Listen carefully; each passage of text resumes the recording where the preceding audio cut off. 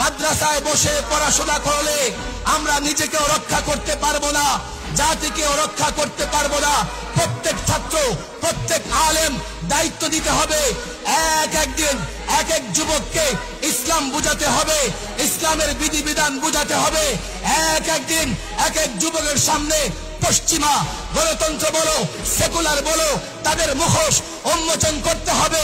যুবক মুসলমান, যুবক মুসলমান, যুবক মুসলমান, মুসল্লি মুসলমান, তোমরা যদি তাদেরকে বুঝাতে পারো, তাদেরকে সঙ্গে নিতে পারো, মৃত্যু পরোয়া করবার কোনো দরকার নাই। মৃত্যু আসলে মৃত্যু আসবে, যুবককে সঙ্গে নাও, মুসল্লিকে সঙ্গে নাও, তোমার আত্মীয় স্বজন তাদেরকে বুঝিয়ে সঙ্গ নাও, কাফেলা তৈরি করো, ঐক্যবদ্ধ হও। জালেম দুনিয়া, কুফার দুনিয়া, মুশরিক দুনিয়া জ্বালিয়ে দাও। আমরা এক ঐক্যবদ্ধ ক্ষমতার কারণে লড়াই করি না, আমরা মানবাধিকার প্রতিষ্ঠার জন্য লড়াই করব।